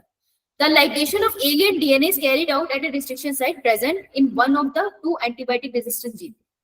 हम जनरली क्लोनिंग सिलेक्टेबल मार्कर के आसपास ही लगाते हैं। मतलब मैं क्या करूंगी ना, जीन ऑफ इंटरेस्ट को ना या तो इसको निकाल दूंगी मैं टेट्रासाइक्लिन रेजिस्टेंस जीन और यहाँ पे अपना जीन ऑफ इंटरेस्ट लगाऊंगी, या फिर मैं एम्फिसिलिन रेजिस्टेंस जीन को निकाल के यहाँ पर अपना जीन ऑफ इंटरेस्ट लगाऊंगी, तभी ये एज ए सिलेक्टेबल मार्कर काम करते हैं। ठीक है, तो ये प्लाज्मिड वगैरह के ऊपर ना जो एंटीबायोटिक रेजिस्टेंट जीन होते हैं उसको निकाल के मैं अपना जीन ऑफ इंटरेस्ट डालती हूँ। क्यों डालती हूँ अभी तुम्हें समझ आ जाएगा थोड़ी देर। फॉर एग्जाम्पल, अच्छा यहाँ पे दिखा रहा है क्या, ये एक्सप्लेन कर रहा है क्या? एक्सप्लेन कर रहा है। अरे अरे अरे अरे अरे, अच्छा ये कर रहा है तो मेरे को कटोरिया निकालनी पड़ जाएगी। स्क्रीन दिख रही है? Yes, ma'am. ठीक है बेटे। अरे यार रुक जा, ठीक है डब्बा बना लेते हैं।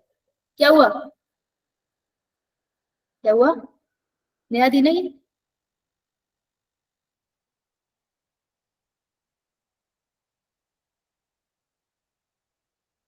तो इसका अपना डीएनए प्लाज्मिड लेके चलते हैं उसको, पता है कि इसको डब्बा कॉपी करते कौन सा पढ़ते हो।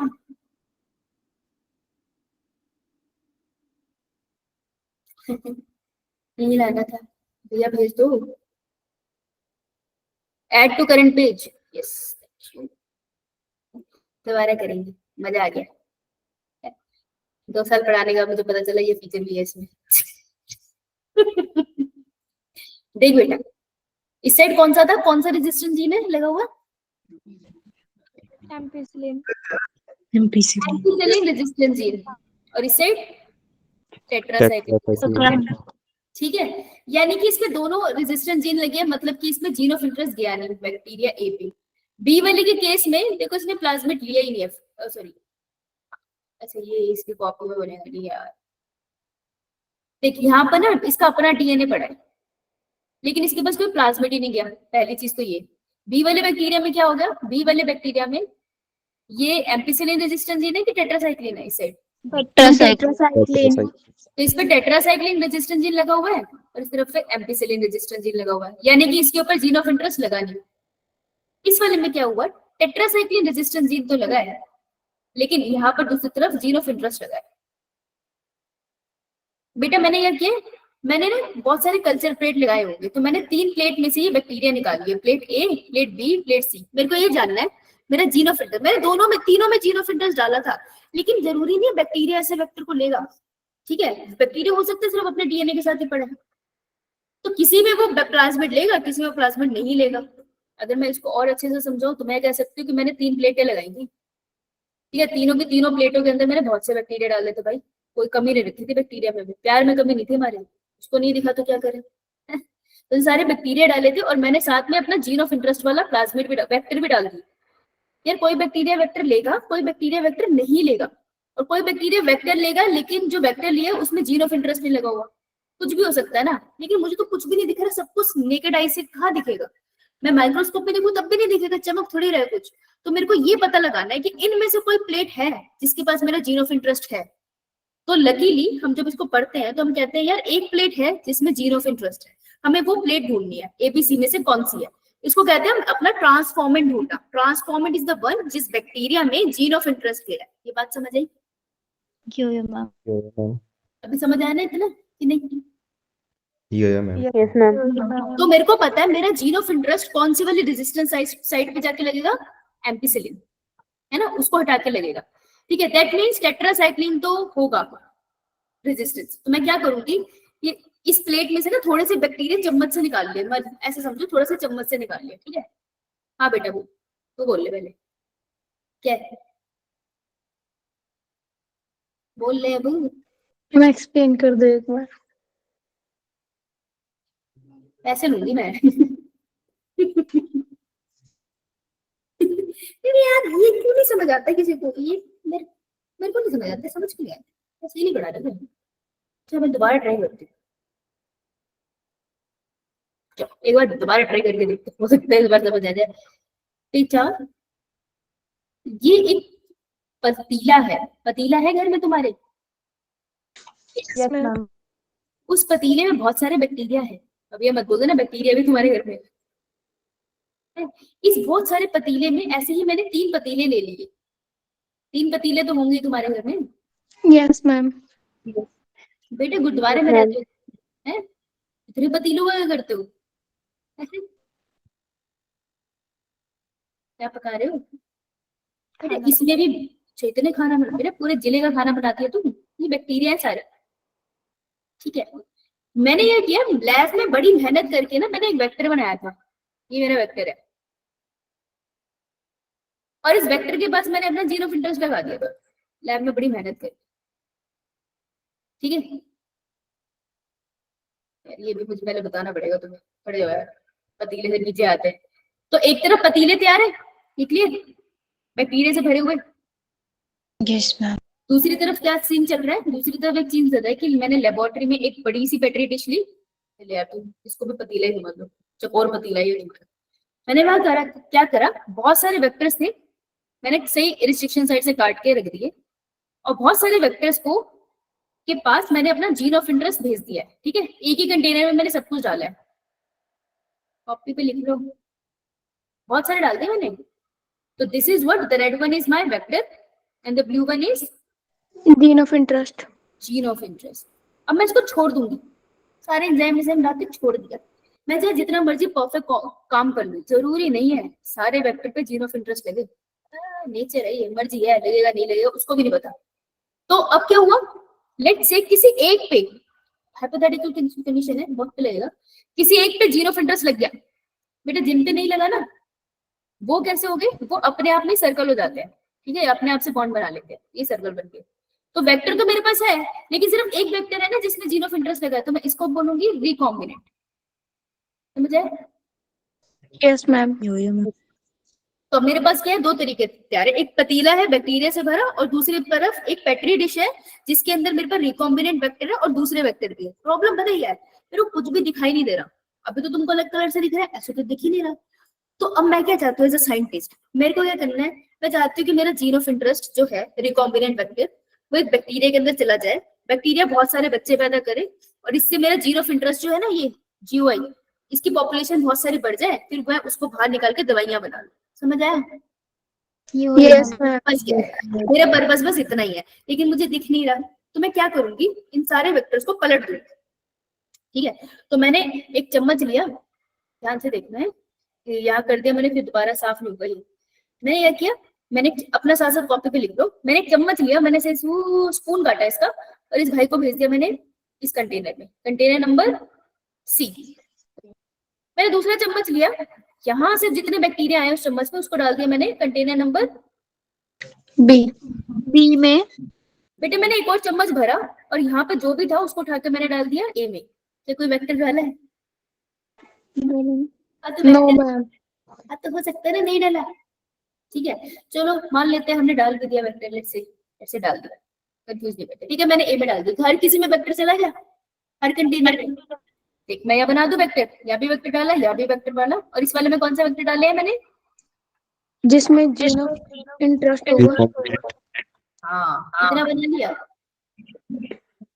बेटे? बना लो, साथ साथ बना लो, ये तो एक्सपेरिमेंट करके समझ आएगा, ये नहीं आता ऐसे समझ, बनाओ। डन, तो बना लो। वैसे मैं बना लो बोल के सीधा बोल देती हूँ, डन, मेरा भी ना वैसे कोई धर्म नहीं है। बना लो, कोई बात नहीं। अब तो मैं तुमको जबरदस्ती समझा के भेजूंगी ये वाला।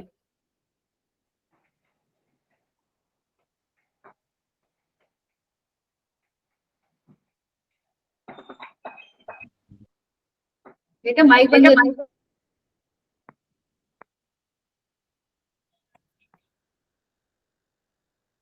बना लिया? यो मैम। ठीक है, जरा मुझे रिकॉल कराना मेरे पतीलों में क्या क्या है। अरे अरे अरे अरे बहन जी, पतीलों में जगह तो बनाओ, बैक्टीरिया कहाँ तैरेंगे। ये मेरा पतीला नंबर ए, ये मेरा पतीला नंबर बी, बी। ये मेरा पतीला नंबर सी, सी। सी बी ए। बैक्टीरिया डाले हुए हैं इनके अंदर? हाँ डाले यस हैं। मैम। इकोलाई डाले हैं बहुत सारे, जीन ऑफ इंटरेस्ट डाला है, नो मैम। वेक्टर मेरे सब में डाले हैं। यो मैम। वेक्टर तो मैंने सब में डाले, देखो बैक्टीरिया के अंदर नहीं डाले वेक्टर, मैंने सिर्फ पतीले में डाले हैं, है ना। जीरो ऑफ इंटरेस्ट वाला मैंने ये वहां पे वेक्टर डाला। अब देखो बैक्टीरिया के अंदर ट्रांसफॉर्मेशन होता है ना, ये इसको खा लेगा, दैट इज ट्रांसफॉर्मेशन। सारों में ट्रांसफॉर्मेशन कराओ यार, तुम पहले तो स्टेप वाइज ही कराओ, ट्रांसफॉर्मेशन कराओ। ठीक है, अब देखो तुमने इसमें कुछ कर नहीं सकते, तुमने रख के छोड़ दिया है। अब ट्रांसफॉर्मेशन होगी या नहीं तुमको भी नहीं पता और हमें भी नहीं पता, है ना, भगवान जानेंगे। तो मैंने जब इसके बाद देखा ना, मुझे देखने को ये मिला, बना ले यार, ये आज खत्म कर ले, समझ के पूरी जिंदगी के लिए छापा झूठे इसका, है ना। कितने सदी से तो यही पढ़ने की कोशिश कर रहे हैं, हर बार लगता है हो गया, फिर हम सॉल्व करते तो होता नहीं। आज इसको स्टेप बाय करते हैं और स्लो। अब मैंने जब कर दिया ना ये, तो मुझे देखने को क्या मिला, जो मिला है ना प्लीज उससे एग्री कर देना। ए वाले में जो बैक्टीरिया है ना, उन्होंने लिया ही नहीं, वेक्टर को लिया ही नहीं अपने अंदर, लिएंगे ही नहीं हम, हो गया कुछ नहीं कर सकते। बी वाले ने वेक्टर को लिया, लेकिन उसमें जीरो ऑफ इंटरेस्ट था। No ma'am. सी वाले ने भी ले लिया, ट्रांसफॉर्मेशन हो गई, इसमें जीरो ऑफ इंटरेस्ट है। यो मैम। जाए क्या हुआ? यो मैम। अब बेटा ये 3 कटोरियां मैंने उठा दी, बेटा अब ये 3 कटोरी उठा दी मैंने, मेरे को दिख कुछ नहीं रहा है, नेकेड आई है। अब मैं ये 3 कटोरी उठाऊंगी और इसमें से ढूंढूंगी कि ए बी और सी किस में मेरा जीरो ऑफ इंटरेस्ट। ठीक है, तो अब जो ट्रांसफॉर्मेशन का प्रोसेस, अब जो हम आइडेंटिफाई कर रहे हैं ना रिकॉम्बिनेंट को, उस प्रोसेस की बात करेंगे। समझ आया पीछे से क्या हो रहा था? अब यहाँ आते हैं। तो मैंने क्या किया, मैंने उन पतीलों से एक एक चम्मच उठा के लिया और रख दिया। ठीक है, वो तीनों से चम्मच उठाया तो मुझे मिला बैक्टीरिया, बैक्टीरिया निकाल लिया मैंने। अब ए वाले बैक्टीरिया के पास मेरे को पता है कि अपना डीएनए हो या ना हो, उसके पास कोई वेक्टर था? No ma'am. वो वेक्टर। बी वाले पे वेक्टर है, यस मैम। प्रेजेंट। और सी वाले पे क्या है? Recombinant present. ठीक है, सबसे पहले ना मैं इनको क्या करूंगी, इनको मैं एक प्लेट में डालूंगी, प्लेट में डाल रही। अरे अरे अरे क्या है, प्लेट में डालते हैं, नीले रंग की प्लेट बनाएंगे क्योंकि नीले नीले नंबर पे चांद जब आए। ठीक है, मैंने यहाँ प्लेट ली और इस प्लेट के अंदर मैंने केमिकल कौन सा डाल दिया, मैंने इसके अंदर केमिकल डाल दिया टेट्रासाइक्लिन। डाल दो टेट्रासाइक्लिन। बेटे टेट्रासाइक्लिन इज एंटीबायोटिक, मतलब मार देगी ना इसको, धो देगी इसको पकड़ के, तो बैक्टीरिया है। तो जब मैं टेट्रासाइक्लिन डालूंगी, क्या ए वाला बैक्टीरिया सर्वाइव कर पाएगा? No ma'am. No, नहीं, ma'am. क्योंकि इसके पास कोई रेजिस्टेंस जीन नहीं है, तो ये क्या होगा इसके साथ? It will die. मैं पूरे प्लेट में नहीं डालूंगी, थोड़े बैक्टीरिया निकाल के डालूंगी, फिर मैं बी वाले में डालूंगी कि ये सर्वाइव कर जाएगा। हाँ, क्या मेरा सी वाला सर्वाइव करेगा? Yes, ma'am. तो मेरे को इससे क्या पता चला कि जो मेरा ए वाला कंटेनर है उसमें रिकॉम्बिनेंट है। No No, ma'am. ma'am. No ma'am. पीछे जाऊंगी, ए वाली प्लेट के साथ मैं क्या करूंगी, इसको कर दूंगी मैं डिस्कार्ड। ठीक है, डिस्कार्ड कर दो, लेबोरेटरी में फेंक दो इसको, धो दो इसको पानी से, इसमें तो है नहीं। अब अपन फोकस करेंगे बी और सी वाले पे, समझ आया? यो मैम। Yes, ma'am. और कॉपी कर लेते हैं। अरे यार जब कॉपी तो कर लेते हैं। अरे अरे अरे हम वक्त टेक्निकली फेल हो रहा है। हाँ, न्यू पेज मिल गया तुमको। अब मैं बी और सी वाले पे करूंगी। देख, ये ना मेरे पास जो मेन सैंपल है, देखो कटोरियां यहाँ पड़ी है ना अभी भी तुम्हारे पास भरी हुई, तो मेन सैंपल मेरे पास पड़ा हुआ है, मैं बस पहचानना चाहती हूँ कौन से वाले के पास है। ठीक है, तो ये थोड़ा सा सैंपल निकाला, अभी मैं सोचना मेन सैंपल तो खत्म ही हो गया, थोड़ा सा सैंपल है। देख, अब मैं क्या करूंगी, इसको जीन ऑफ इंटरेस्ट कहाँ लगा मेरा, कौन से रेजिस्टेंस पे लगा है? C वाले. बेटा कौन से रेजिस्टेंस जीन को हटा के लगा जीन ऑफ इंटरेस्ट? एम्फिसिलिन। बेटा देखो, आंखों को खोल के देख के बताना है, ऐवे खामखानी कौन से जीन को हटा के लगा है?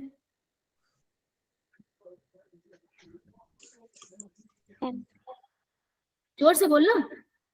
एम्फिसिलिन। एम्फिसिलिन रेजिस्टेंस जीन, हाँ, तो मैं यहाँ डालूंगी एम्फिसिलिन।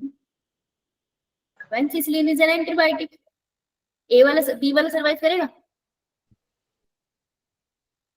No ma'am. क्यों नहीं सर्वाइव करेगा?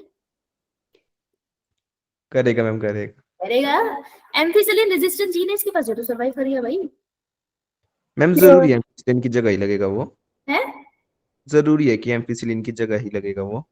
हाँ हाँ, gene of interest. Restriction site वो है ना, मैं स्पेसिफिक मैंने पीवी संधु से काटा है उसको, रिस्ट्रिक्शन साइट वही है यो मैम। इसलिए। अच्छा, सी वाला सर्वाइव करेगा?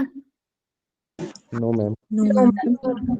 तुमको पहले से पता था ना कि अगर एम्पिसिलिन डालने पे मर रहा है, यानी कि उसकी जगह पे एम्पिसिलिन रेजिस्टेंस जीन नहीं है। वेक्टर तो है इसमें, तुझे पता चल गया ना पिछले एक्सपेरिमेंट से, लेकिन देखो ये पता है कि वेक्टर के पास एम्पिसिलिन रेजिस्टेंस जीन नहीं है। दैट मींस तेरा जीन ऑफ इंटरेस्ट यहाँ लगा है ना, तो पहचान लिया कौन है तेरा मेन रिकॉम्बिनेंट। Yes, ma'am. ये सर्वाइव करके इसका तब भी कोई यूज नहीं, तो पीछे जाएगी, इस डिश को भी डिस्कार्ड कर देगी और तेरे को अपना ट्रांसफॉर्मेंट मिल गया। अब इसके साथ बाकी के सारे एक्सपेरिमेंट करेगी, समझ आया? Yes, ma'am. तो इस सबको पहचानने में किसने मदद करी आपको? रेजिस्टेंस जीन्स ने। और इन्हीं रेजिस्टेंस जीन्स को हम क्या बोलते हैं? Selectable marker.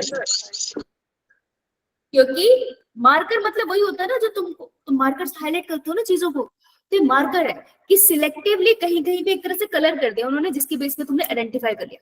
समझ आया? Yes, ma'am. यही था, और तो कुछ नहीं था। देखो, तो सिलेक्टेबल मार्कर का कॉन्सेप्ट यहाँ पर है। ठीक है, एक बार इसको यहाँ तक पढ़ लेना, तुम्हें समझ आ जाएगा। अगला पैरा बता देती हूँ, मेरे को लगता है आज खत्म हो पाएगा, मैं तुमको फिर बाकी का आगे करा दूंगी। ठीक है, करा दूंगा, टेंशन ना लिया। ओके, हाँ, मैं तुमको यार कॉकरोच और फ्रॉग है ना, वो मैं तुमको कल तक भेज दूंगी, तो कल संडे को ना कॉकरोच और फ्रॉग की रिकॉर्डिंग देख लेना। ओके, यो मैम। Yes, ma'am. प्रत्येक फ्रॉग के क्वेश्चंस पुराने होंगे तो मैं तुमको ढूंढ के भेज दूंगी, और कुछ मैंने टीचर्स के भी देखे थे, उन्होंने ना स्टडी मटेरियल भेजा हुआ है, मैं तुमको भेज दूंगी। तो कॉकरोच फ्रॉग संडे को निपटा लेंगे, क्योंकि उनमें से क्वेश्चन पक्का आएगा। Okay, Yes, ma'am. परेशान ना हो। अब ये वाली बात सुनो, तुम्हारे पास दो है, एक तो सिलेक्टेबल मार्कर है जो एंटीबायोटिक रेजिस्टेंट जीन्स है। अब जब मैं ये बोलती हूँ ना तो तुम्हारे दिमाग में क्या आता है मेरे को पता नहीं।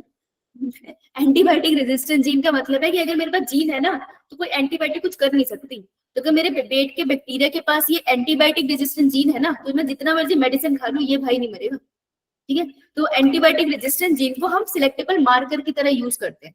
अगर ये बात अभी भी समझ नहीं आई तो एक बार इसको दोबारा पढ़ना, ना समझ आए तो उनको बता दें। अब देखो, सिलेक्शन ऑफ रिकॉम्बिनेंट। रिकॉम्बिनेंट मतलब कि तुम्हारे पास वेक्टर है plus gene of interest. Gene of interest. तो बेटा इसको साइड में बना लेना, तो कुछ कह रहा था तेरी तो एनसीईआरटी है, देख ले। रिकॉम्बिनेंट का मतलब है मेरा ये, due to inactivation of antibiotic is a cumbersome process है। अब देखो कितनी सारी प्लेटें लगाई ना तुमने, तो काफी कम्बरसम प्रोसेस है ना, मतलब दुखदायी। कम्बर्सन मतलब दुखदायी, वो दुखदायी प्रोसेस। ठीक है, तो alternative selectable marker have been developed which differentiate recombinant from recombinant. इन्होंने कहा हमने एक और तरीका निकाला है, तुमने एक और तरीका निकाला है, इनको ये क्यों पढ़वाया, बेचारों का दिमाग फट गया। यही लिख देते हैं एनसीईआरटी में सिर्फ। ये बातें है ना जो मुझे पसंद नहीं है लोगों को। अल्टरनेटिव तरीका लिखा है इन्होंने, कह रहे ये इजी है, डिफिकल्ट क्यों बताया। इट्स लाइक शॉर्टकट है स्कूल के लिए, लेकिन नहीं, हम तो पूरी पहाड़ी क्रॉस करके जाएंगे। वो ये कह रहे हैं, कहाँ गया, alternative selectable markers have been developed which differentiate recombinant from recombinants, non-recombinants on the basis of their ability to produce color in the presence of chromogenic substance. अगर कोई पर्टिकुलर सब्सटेंस प्रेजेंट है तो मैं कलर दिखाऊंगी, ठीक है, ऐसा कोई प्रोसेस है। देखो इन दिस, इस प्रोसेस में क्या होता है, a recombinant DNA is inserted within a coding sequence of an enzyme beta galactosidase. This results into inactivation of gene for synthesis of this enzyme, which referred to as insertional inactivation. The presence of chromogenic substrate give blue color colonies if the plasmid of the bacteria does not have an insert. Presence of insert result into insertional inactivation of beta galactosidase gene, and the colony do not produce any color that can be identified as recombinant colonies. इनको क्या बोले, कुछ नहीं, एक तो उसको ऐसे पढ़ लेना यार, पहले तो इसमें से लाइन जा सकती है, प्रोसेस है ना पूरा।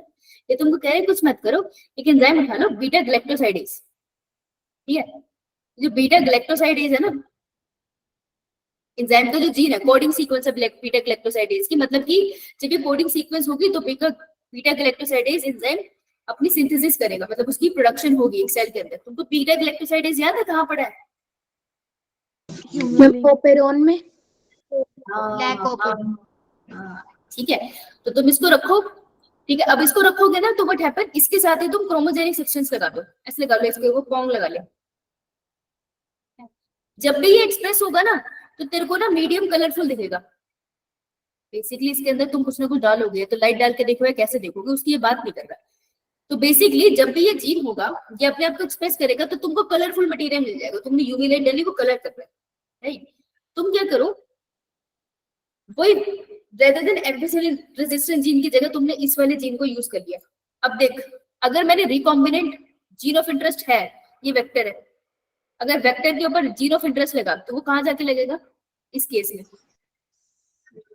ये बीटा ग्लैक्टोसाइडेज एंजाइम की जगह, हाँ क्या लगा दिया जीन ऑफ इंटरेस्ट। बेटा अगर यार जीन ऑफ इंटरेस्ट लगा दिया, ये जो पॉन्ग लगाया, क्या ये एक्सप्रेस होंगे? No ma'am. तो क्या मीडियम कलरफुल दिखेगा? No ma'am.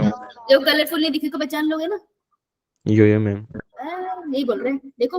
और देखो जब तुमने इंसर्ट किया तो एंजाइम इनएक्टिव हो गया ना, इसको कहते हैं इंसर्शनल इनएक्टिवेशन, समझे? मैम वो पोंग वाली बात फिर से बताना। पैसे लूंगी अलग से तेरे से। बेटा ये क्रोमोजेनिक सब्सटेंस है, ठीक है। इट्स लाइक कि तू है ना, तेरे सर पे से तो एंटीना लगे, ठीक है। तो जब तेरे सर पे एंटीना लगे तो स्कूल बोलती है ना, स्कूल जाते तो ये एंटीना जगमगाते हैं। मान ले किसी दिन तू स्कूल नहीं गई तो क्या एंटीना जगमगाएंगे? No ma'am. ना, तो कुछ नहीं किया, जो वेक्टर था ना उसके ऊपर से बीटा ग्लाइकोसाइडेज को हटा दिया, उसकी जगह जीन ऑफ इंटरेस्ट डाल दिया। अब ये जो जीन ऑफ इंटरेस्ट का मटेरियल है, जब इस पर लाइट डालेंगे चमकेगा नहीं, तो मेरे को पता चल जाएगा इस वेक्टर के पास जीन ऑफ इंटरेस्ट है, दूसरे के पास नहीं था, समझी? तो कलर के बेसिस पे डिफरेंशिएट करना आसान है। Yes ma'am. वेक्टर ये यहीं से वेक्टर्स है, हाँ देख लेते हैं, अभी थोड़ा सा टाइम है। Vectors for cloning genes in plants and animals, अभी इस वेक्टर्स की बात कर रहे हैं जो प्लांट्स एंड एनिमल्स के लिए भी यूज होते हैं। एक बार पढ़ लोगे इसको? Yes ma'am. Yes ma'am. पढ़ लेते हैं, क्या अकेले जाके पढ़ोगे, अकेले अकेले क्या पढ़ते, साथ में पढ़ो। You may be surprise to know, हम बहुत सरप्राइज्ड है भाई, तू मत कर सरप्राइज हमें। We have learned the lesson of transferring genes into plants and animals from bacteria and viruses, which have known for for ages, how to deliver gene to transform eukaryotic cell and force them to do what the bacteria and viruses want. For example, ऊपर की बात छोड़ो, यहाँ से आएगा कुछ। Agrobacterium tumefaciens तुमको पता, बार बार यूज करते हैं प्लांट के अंदर। अब pathogen of several dicot plants, अबे वो डाइकॉट प्लांट का पैथोजन है, ऐसे क्वेश्चन आते हैं। कोई लॉजिक नहीं था इसका, लेकिन ये जहर क्वेश्चन आ जाएगा तुम्हारी जिंदगी में, जहर फैलाने, अंडरलाइन कर लो। अब pathogen of several dicot plant, pathogen है ये, is able to deliver a piece of DNA known as tDNA to transform normal cell into tumor and direct this tumor cell to produce chemical required for the pathology.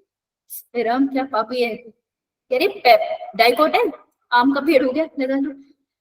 Agrobacterium ट्यूबिफिशियन एक pathogen है, ये भाई के पास क्या क्या बढ़िया process है कि क्या करता है ना, अपने डीएनए में से स्पेसिफिकली ये सेगमेंट है जिसको मैं बोल देती हूँ टीडीएनए, ये क्या करेगा, डाइकोट प्लांट, इसका मैं सेल निकाल दूं, इसके सेल में, ठीक है, प्लांट सेल है, प्लांट सेल में सीधा टीडीएनए डाल रहा है, और ये टीडीएनए क्या करता है, प्लांट सेल में जाके क्या करवा देता है, प्लांट सेल के अंदर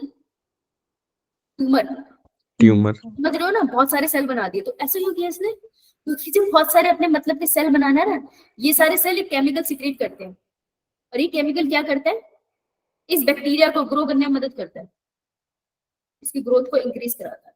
समझ रहे हो तुम? इट इज लाइक मैं आई तुम्हारे घर पे और मैंने तुम्हारे घर पे तुम सबको काम पे लगा दिया और तुम जा रहे हो किचन में भर भर के खाना बना के मुझे दे रहे हो, समझ आई? तो मैं हूँ टीडीएनए, तुम थे मासूम प्लांट के सेल, तुम में मैंने ट्रिगर कर दिया ट्यूमर, अब तुम खाना बनाते ही चले जा रहे हो, तुमने अपने भाई बहनों को दोस्तों को भी बुला लिया है ना, और लोगों को इकट्ठा कर लिया।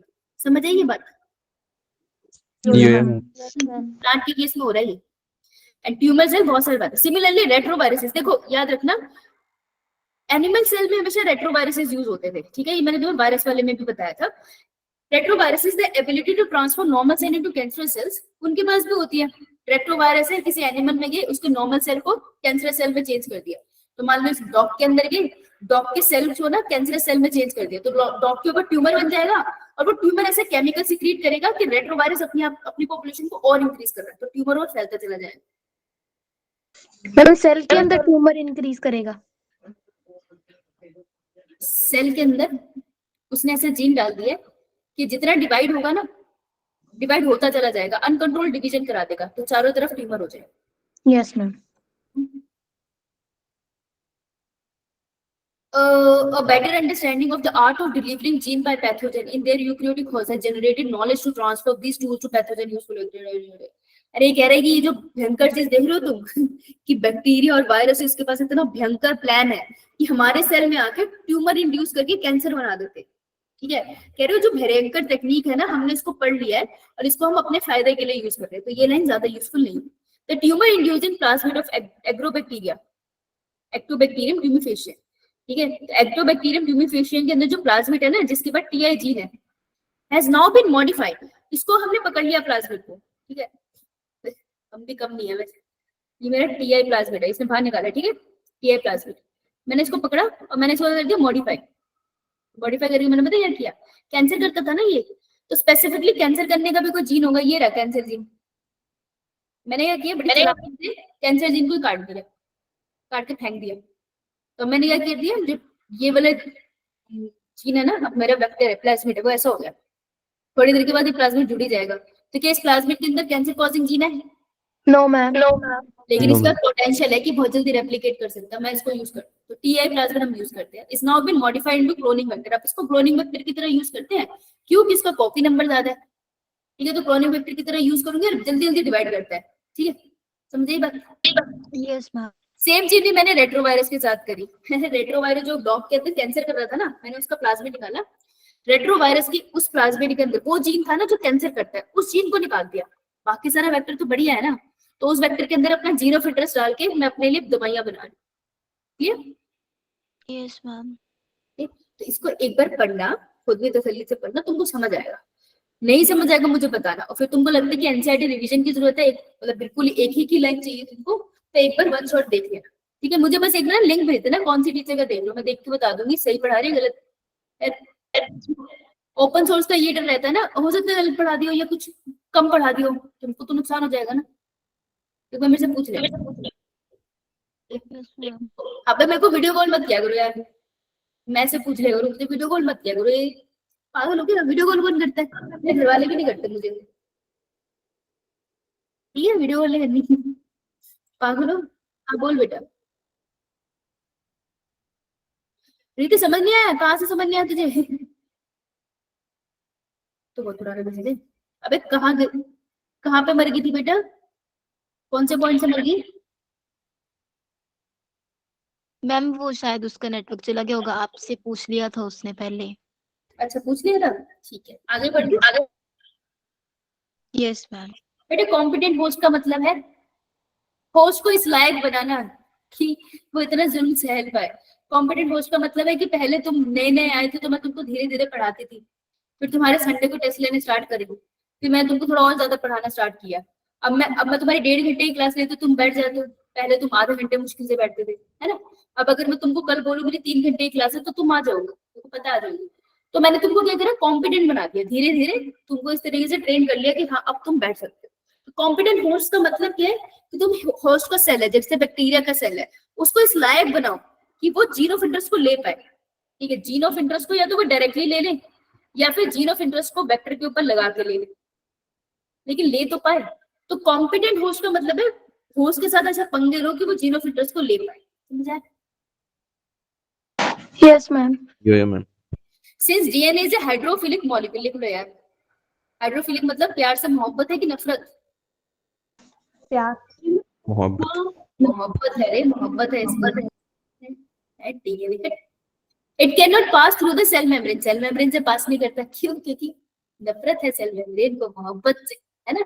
इस सेंटर में चार चार पूंछें दिख रही है ना तुमको, ये हाइड्रोफोबिक होती है।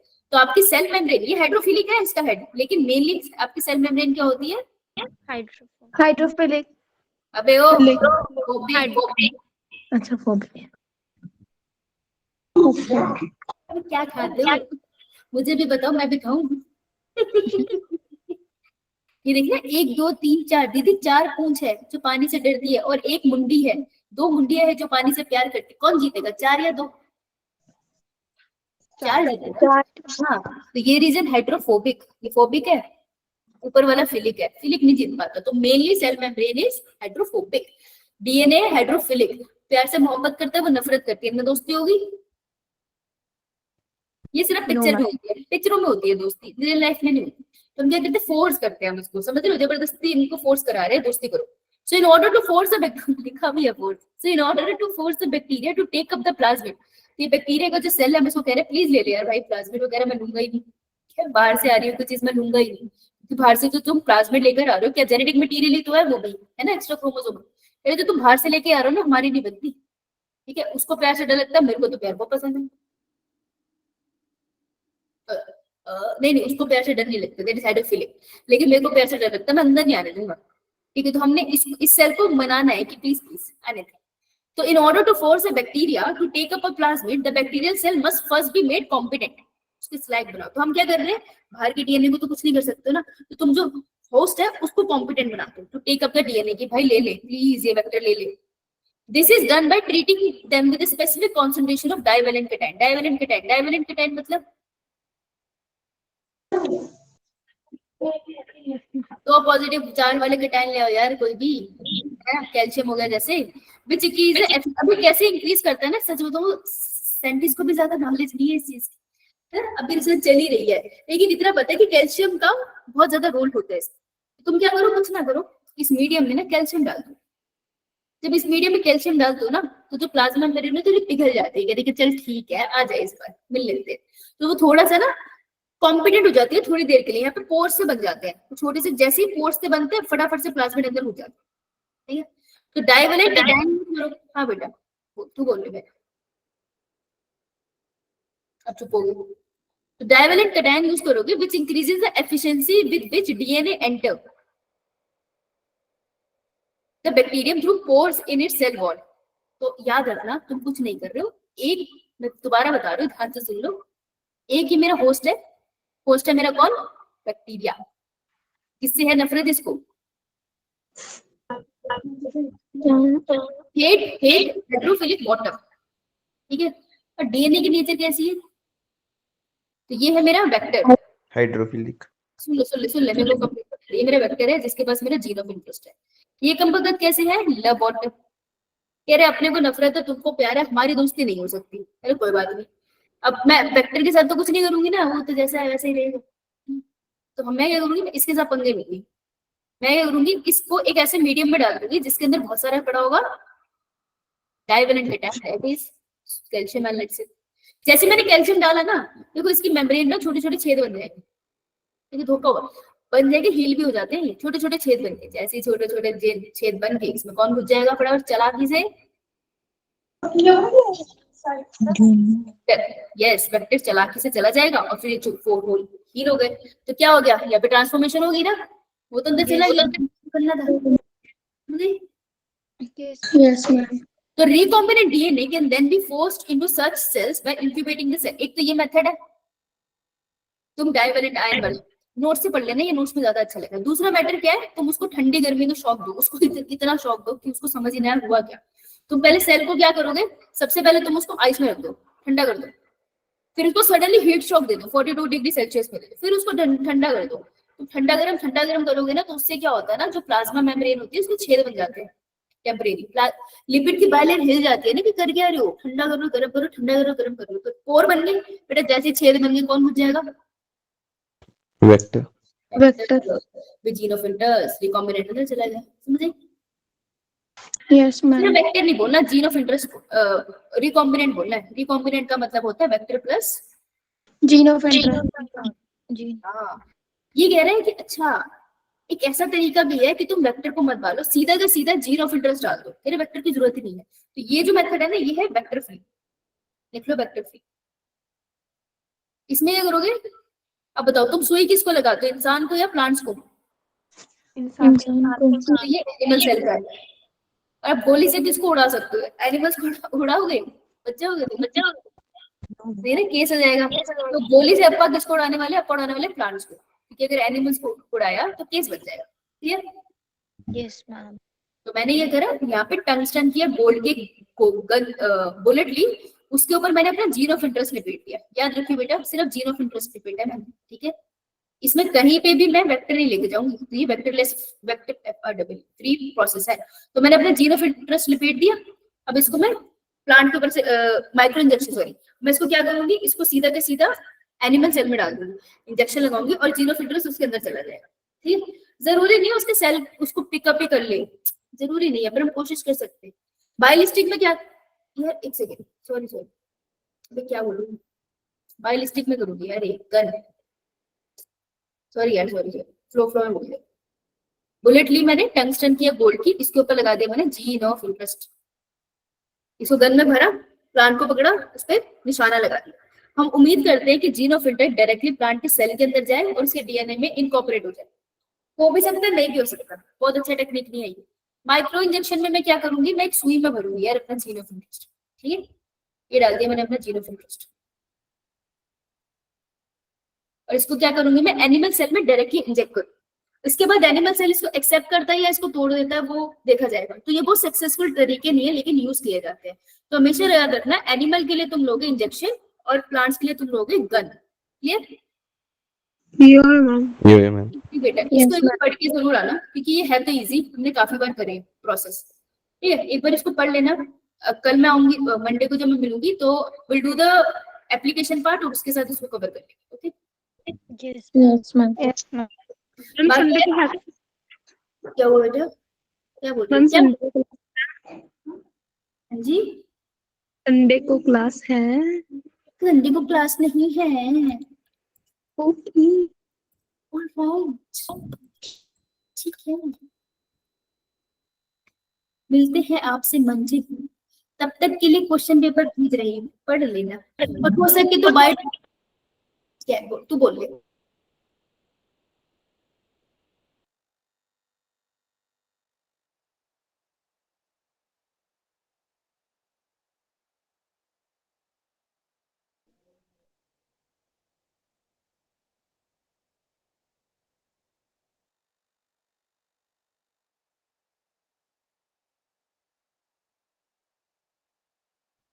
Thank you ma'am.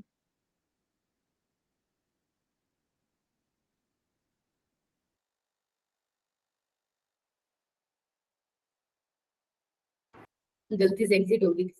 हाँ, क्या आर्गुमेंट चल रही थी, बोलो क्या है? हो गया? अच्छा तुम्हारा, ठीक है।